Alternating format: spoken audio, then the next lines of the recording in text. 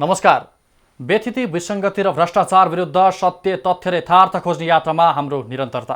कार्यक्रम वार रूममा स्वागत छ। म गौरव अधिकारी। प्रकृतिको काखमा रहेको अनुपम दृश्य अर्थात् राराताल, जहाँ पुग्ने हर कोहीको सपना हुन्छ।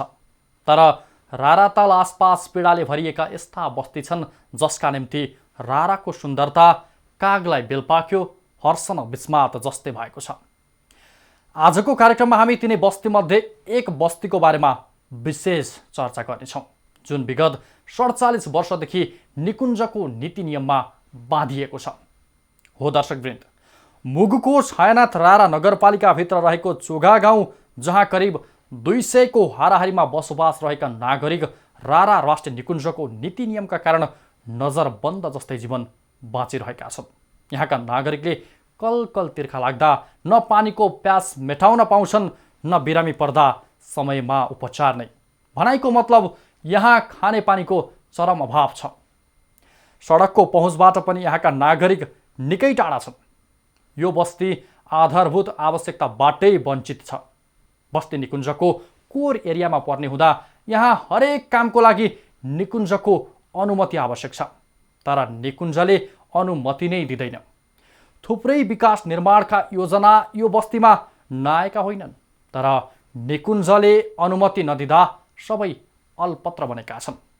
यसका लागि निकुञ्जसँग राज्यले समन्वय गरी बस्ती स्थानान्तरणको लागि पहल गर्नुपर्ने हो। तर राज्य नागरिकको शास्तिलाई लिएर जिम्मेवार देखिँदैन।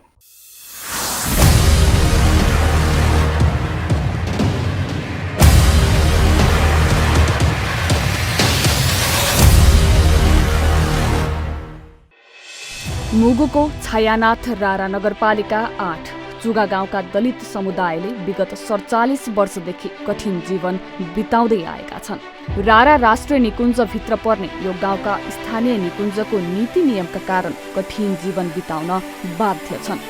सहज जीवनयापन गर्न पाउनुपर्ने नागरिकको नैसर्गिक अधिकार हो। तर रारा राष्ट्रिय निकुञ्ज स्थापना काल अघिदेखि बसोबास गर्दै आएका चुगा गाउँका 30 घरदुरीका दलित समुदाय यही निकुञ्जको नीति नियम र कानुनले हैरान बनेका छन्। उनीहरूको जीवन दिन प्रतिदिन कठिन बन्दै गएको छ। रारा राष्ट्रिय निकुञ्जको स्थापना 2032 सालमा भएको हो। निकुञ्ज स्थापनापछि रारा राष्ट्रिय निकुञ्जभित्र रहेका 2 गाउँ छाप्रू र राराका स्थानीयलाई नेपाल सरकारले बाँकेको लिचिसा पानी स्थानान्तरण गर्यो। तर दलित बस्ती भएकै कारण निकुञ्जभित्र रहेको यो गाउँलाई सरकारले वास्ता नगरेको त्यहाँका नागरिकले दुखेसो पोख्ने गरेका छन्। विगत 47 वर्षदेखि निकुञ्जको नीति नियमले बाँधेर राख्दा यहाँको बसाइ निकै कष्टपूर्ण र राज्यको सेवा सुविधाबाट पनि वञ्चित हुनु परेको अवस्था छ। बस्ती स्थानान्तरणका लागि जिम्मेवार निकायदेखि जिल्लाका नेतासम्म पटक ताकेता गर्दा पनि सुनवाई भएको छैन, जसका कारण उनीहरू कठिन जीवनयापन गर्न बाध्य छन्। छायानाथ रारा नगरपालिका वडा नम्बर 8 चुगा बस्ती भनेको वडा नम्बर 8 नगरपालिकाभित्र पर्छ, तर बस्ती भनेको निकुञ्ज एरियाभित्र कोड एरियाभित्र पर्छ। अहिले घर लगाउँदाखेरि काठको अनुमति माग्न जाँदाखेरि न निकुञ्जले काठको अनुमति दिएको छ, न हाम्रो यहाँ खानेपानी योजना आयो, कुनै केही योजना आयो, घेरबार आयो भनेपछि हामीले नितान्त निकुञ्जको एरियाभित्र भएको हुँदाखेरि हामी निकुञ्जको अनुमति लिन जानुपर्छ। निकुञ्ज अनुमति लिन जाँदाखेरि निकुञ्जले अनुमति दिन मान्दैन, किनकि हामी कोड एरियाभित्र छ, निकुञ्जको नियमअनुसार बाहिर जान मिल्दैन भन्छ। भौगोलिक हिसाबले यस क्षेत्रमा विकास निर्माणको काम गर्न त्यति सहज छैन। तर पनि यो गाउँको लागि कैयौं पटक विभिन्न निकायबाट विकास निर्माणका योजना र कार्यक्रम भने नआएका होइनन्। चोगा गाउँ निकुञ्जको कोर एरियाभित्र पर्ने भएकाले सरकारी तथा गैर सरकारी संस्थाबाट विनियोजित भएका विकास निर्माणका योजना तथा अन्य कार्यक्रमहरू समेत निकुञ्जको नियम कानुनका कारण अलपत्र बनेका छन्। यो बस्तीमाथि निकुञ्जले यसरी शासन चलाएको छ कि न आफू यहाँका नागरिकको हितका लागि काम गरेको छ, न अरू निकायलाई काम गर्न दिएको छ। निकुञ्ज बस्तीमाथि धावा बोलिरहेको छ। निकुञ्जको नीति नियम भन्दा बाहिर जान मिल्दैन भन्दै गाउँमा आएका विकासका योजनाहरू समेत फिर्ता गर्नुपर्ने बाध्यता आखिर कहिलेसम्म? निकुञ्जको मनोमानी दिन प्रतिदिन बढ्दै गएको छ। गाउँसम्म पुग्न सहज खालको गोरेटो बाटो समेत छैन। यसले आउजाउ असहज बनेको छ। बस्तीमा यस्ता यावत समस्या छन्, तर पनि बस्तीका लागि राज्यले यो समयसम्म आइपुग्दा पनि ठोस निर्णय लिन सकेको छैन। कोर एरियाभित्र अब हामीले घाँस दाउराको लागि अनि यो पशुबस्तीको लागि यो बुन गर्ने यो सब गाह्रो भइसकिएको छ। हामीले अब विकास पनि ठ्याम्मै रोकिसकिएको छ। निकुञ्जले अनुमति पनि नदिने, आएको रकम पनि रोकिदिने। योजनाहरू आउँछ कि नयाँ योजनाहरू त आइरहेको छन्। आए पनि अब यो रोडहरू काट्ने भनेर पहिला हालियो, रोड पनि यो निकुञ्जले अनुमति नदिएर पनि रोकियो। अहिले हामीले बाटोघाटो पनि छैन, 1.5 मिटर हामीलाई हिँडेर पनि तल जानुपर्छ। हामीलाई धेरै असजिलो छ। रोडबाट हामीले के संसारमा रोड घरहरूमा छिरिसकेका छन्। राष्ट्रिय निकुञ्ज भनेर रोटी काट्न दिएको छैन राष्ट्रिय निकुञ्जले। खाने पानी छैन, विद्यालय त्यस्तै छन्। गाउँमा स्वास्थ्य चौकीको अभाव यहाँको अर्को मूल समस्या हो। स्वास्थ्य चौकी पुग्न घण्टौं ओह्रालो छर्नुपर्छ। सुत्केरी महिला लगायत अन्य जटिल प्रकृतिका बिरामीलाई अस्पताल लैजान घण्टौंसम्म डोकोमा बोकेर रोडसम्म निकाल्नु पर्ने हुन्छ। बिरामीको ज्यान सधैँ जोखिममा हुन्छ। गाउँमा खानेपानी, शिक्षा, स्वास्थ्य लगायत दैनिक उपभोग्य कुरामा चरम समस्या छ। आफूले पाउनुपर्ने अधिकारबाट सधैँ वञ्चित हुनुपर्ने यो कस्तो विडम्बना। डेलिभरी महिला हुनुहुन्छ। डेलिभरी भएको बेला हामीले डोकोमा बोकेर रोडमा लिनुपर्छ। रोडमा लगिसकेपछि त्यसै बल्ल बल्ल एम्बुलेन्स आउँछ। सदरमुकामबाट 2-2.5 घन्टा टाढो बाटो हो। एम्बुलेन्स आइसकेपछि बल्ल बल्ल लिँदै पनि कोही बाटोमा सुत्केरी महिलाहरूको मृत्यु भएको अवस्था पनि छ। त्यसपछि के छ भन्दाखेरि अनि यहाँबाट हामीले खानेपानीको एकदम आवश्यकता छ। खानेपानीको आवश्यकता हुँदाखेरि खानेपानीको अनुमति माग्न जाँदाखेरि निकुञ्जले अनुमति दिएको अवस्था छैन। निकुञ्जभित्र भएका कारण यो बस्तीमा वन्यजन्तुको त्रास उत्तिकै छ। कति बेला वन्यजन्तुको शिकार भइएला भन्ने डर एकातिर छ भने अर्कोतर्फ जग्गामा खेतीपाती गरेको केही रहँदैन। वर्षभरि खेतीपाती गरेर उब्जाएको अन्न बाँदर, बदेल, चराचुरुङ्गी आएर सखा पारिदिन्छन्। गाई वस्तुको लागि चरण भूमिको अभाव त छँदैछ, त्यही माथि घाँस दाउराको समस्या पनि जटिल छ। तर यसका लागि कुनै विकल्प छैन। उल्टै घाँस दाउराका लागि जंगल पस्दा निकुञ्जका कर्मचारीको हप्की दप्की सहनुपर्छ। निकुञ्जको नीति नियममा बस्दा नागरिकको दैनिकी नै कष्टकर बन्छ भने सहजीकरणका लागि निकुञ्जभित्रका संरचनाको प्रयोग उनीहरूको अधिकार भन्दा बाहिर छ। यसले गर्दा राज्यप्रतिको उनीहरूको सोचाइ समेत नकारात्मक बन्दै गएको छ। अन्य बस्ती स्थानान्तरण भइसक्दा समेत दलित समुदाय भएकै कारण आफ्नो बस्ती स्थानान्तरणमा राज्य गम्भीर नबनेको आरोप उनीहरूको छ। निकुञ्जका कर्मचारीको व्यवहार उस्तै छ। वन्यजन्तुका कारण खेतीबाली हुँदैन। शिक्षा, स्वास्थ्य जस्ता अत्यावश्यक कुराहरूबाट वञ्चित हुनु परेको छ। अझै कति शास्ति खेपेर बस्नुपर्ने यहाँका नागरिक। यता धेरै सुविधा छ सर। चरीचरणको लागि पनि त्यस्तै छ सर। घाँस दाउराको लागि पनि त्यस्तै छ। घर के लाउनको लागि त्यस्तै छ सर। पुँजी मिल्दैन।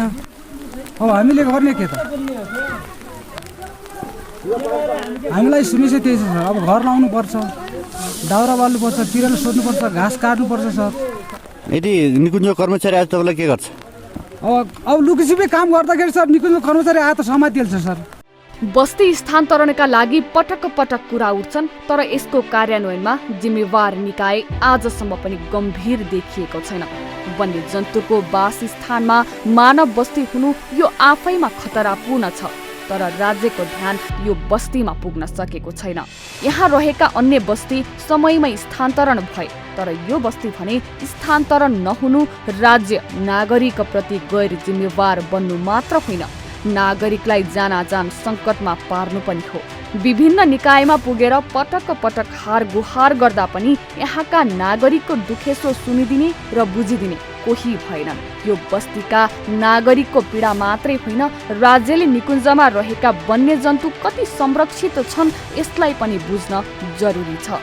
नागरिकको समस्या समाधान गर्दा वन्यजन्तुमा त्यसले प्रतिकूल असर हुन भएन। राज्यले त्यहाँका नागरिक र वन्यजन्तु दुवैका लागि अनुकूल हुने गरी नीति बनाउनु पर्छ।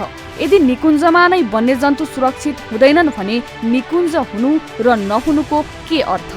निकुञ्जभित्र मानव बस्ती हुँदा न बस्तीका नागरिकको जीवन सहज बनेको छ न वन्यजन्तु नै सहज रूपमा बाँच्न पाइरहेका छन्। त्यसैले जसरी निकुञ्जभित्र रहेका रारा छाप्रुका बस्तीलाई स्थानान्तरण गरेर बाँकेको चिसापानी गाभारमा सारिएको छ, त्यसरी नै चुगा गाउँको बस्तीलाई पनि अन्यत्र सार्नै पर्छ। यदि बस्ती स्थानान्तरण नगर्ने हो भने नागरिकलाई सुरक्षाको प्रत्याभूति दिलाउनुका साथै वन्यजन्तुको संरक्षणमा पनि गम्भीर रूपमा ध्यान दिन आवश्यक छ। राज्यले यहाँका नागरिकलाई व्यवस्था गर्नाले आज उनीहरूको जीवन निकै सङ्घर्षपूर्ण बनेको छ। खेती लगायो, वन्यजन्तुले सखा पारिदिन्छ।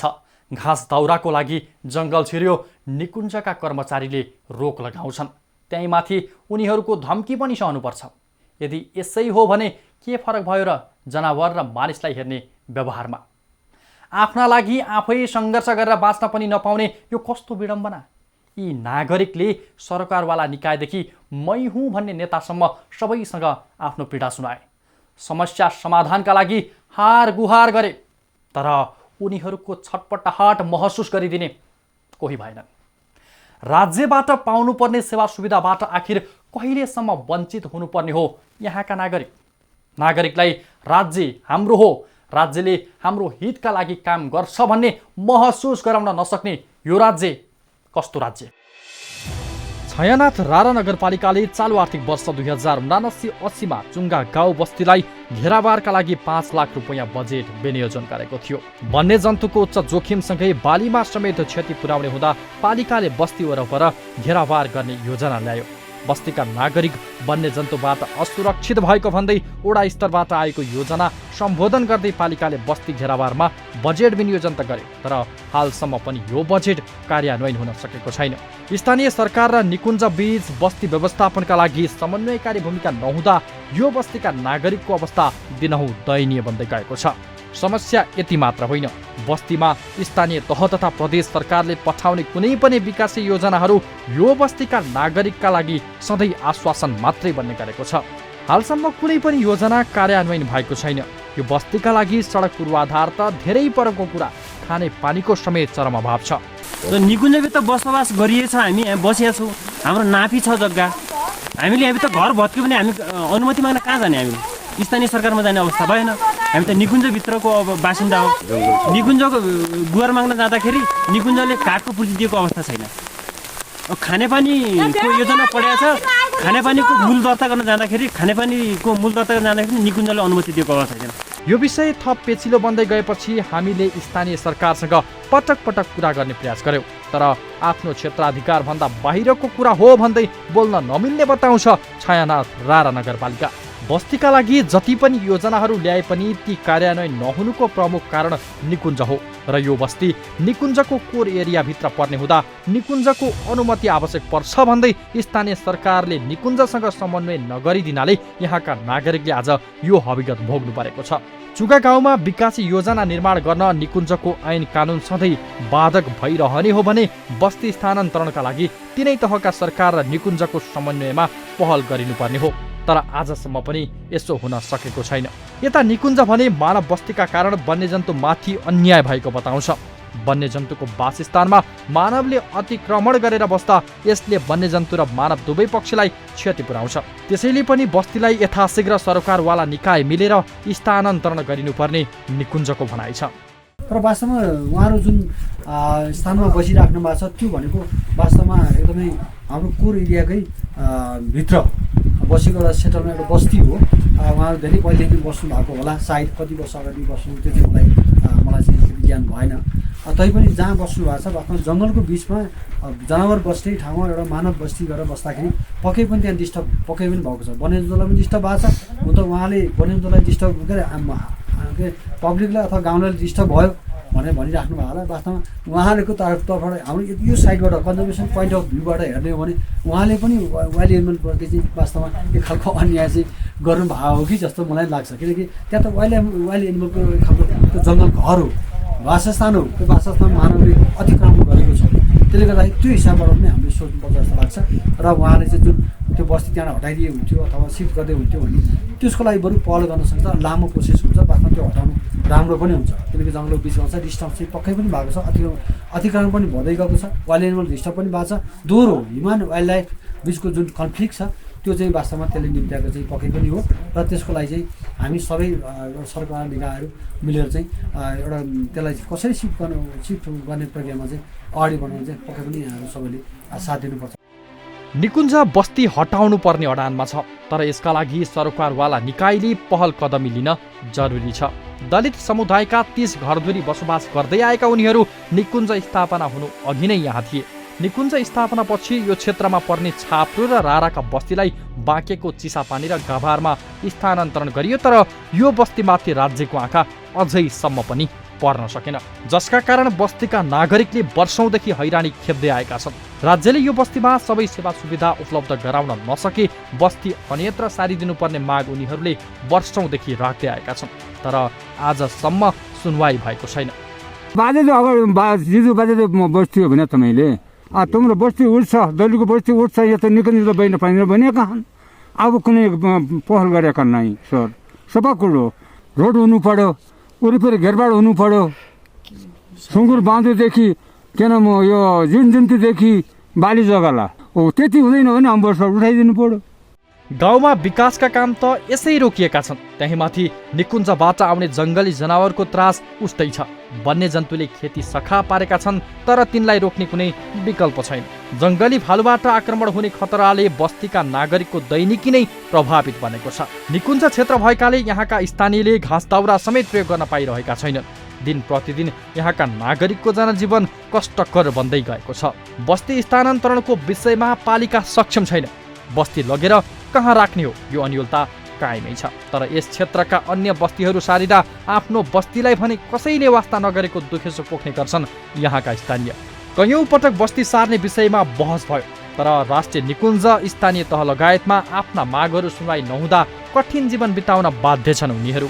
त्यसैले गर्दा जन्मभूमि छाडेर जाने मन नहुँदै पनि राज्यबाट पाउनुपर्ने सेवा सुविधाबाट वञ्चित भएका कारण बस्ती छाड्न तयार छन् यहाँका स्थानीय। गाडी रोड छैन, यता नगरपालिकाले पनि हेर्दैन सर, यता राष्ट्रिय निकुञ्जले पनि हेर्दैन। हामी के मोडले के भएन सर, हामी कोर एरियाभित्रको मान्छे हो सर। हाम्रोमा के छ, सरकारले के उठाइदिएले कि हामीले घेरबुन्दा सबै केही व्यवस्था गरिदिएले, सुचेछेर केही गर्दैन। यता सङ्घीय सरकार भने यो विषयलाई लिएर बेखबर जस्तै बनेको छ। यदि बस्ती स्थानान्तरण गर्ने हो भने यसमा सङ्घीय सरकारको भूमिका महत्त्वपूर्ण हुन्छ, तर सङ्घीय सरकारको चासो शून्य जस्तै छ। नयाँ ठाउँमा जग्गा उपलब्ध गराउने अधिकार स्थानीय सरकारको हातमा मात्रै सीमित छैन। त्यसैले यसको लागि तीनै तहका सरकार मिलेर समाधानतर्फ जानुपर्छ। यो कुनै एक नागरिकको मात्र नभई सिङ्गो राष्ट्रको समस्या हो। निकुञ्ज वन्यजन्तु संरक्षणको थलो हो, यहाँ मानव बस्ती हुनु पक्कै पनि राम्रो होइन। यसले संरक्षित वन्यजन्तु नाचिने खतरा उत्तिकै रहन्छ। तर यसो भन्दै गर्दा निकुञ्ज स्थापना अघिदेखिको बस्तीलाई उनीहरूको हित विपरीत निकाल्ने काम कसैले पनि गर्नु हुँदैन। करिब 200 को संख्यामा बसोबास गर्ने ती नागरिकको बिचल्ली पार्ने काम राज्यले नगरोस्। जति सुन्दर राराताल त्यति नै उराट लाग्दो चुगा बस्तीका नागरिकको जीवन।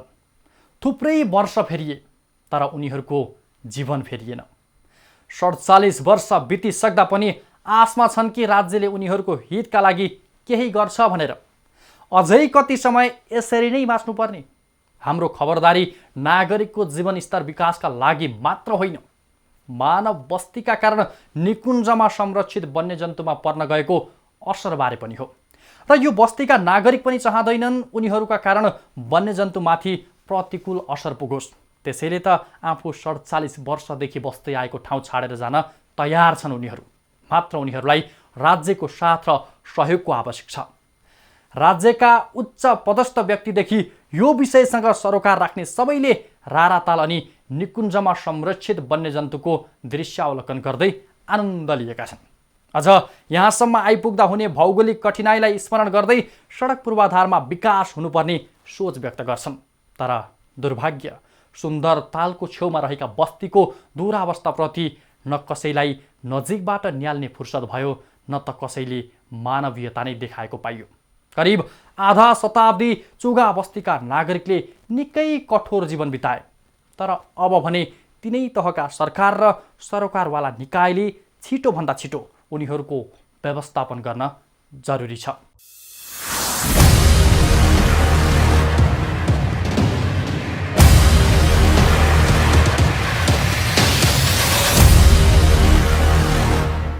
विकृति, विसङ्गति र भ्रष्टाचार देशका दुश्मन हुन्। ती दुश्मनहरूको दोहलो काट्ने काममा हामी कदापि पछि हट्ने छैनौँ। मात्र हामीलाई तपाईँको साथ र सहयोग चाहिन्छ। यदि तपाईँको वरपर छरछिमेकमा पनि विकृति, विसङ्गति र भ्रष्टाचारका गतिविधि भइराखेका छन् भने हामीलाई जानकारी दिनुहोला। हामी तुरुन्त उपस्थित हुनेछौँ। चिन्ता नलिनुहोस्, तपाईँको पहिचान गोप्य राख्नेछौँ। हस् त, मुगु सहकर्मी सर्जन कुमार शाहीलाई धन्यवाद। अर्को साता फरक विषयका साथ उपस्थित हुनेछौँ। हेर्दै रहनुहोला राष्ट्र, राष्ट्रियता, सभ्यता र संस्कारको सङ्गम बागमती टेलिभिजन। नमस्कार।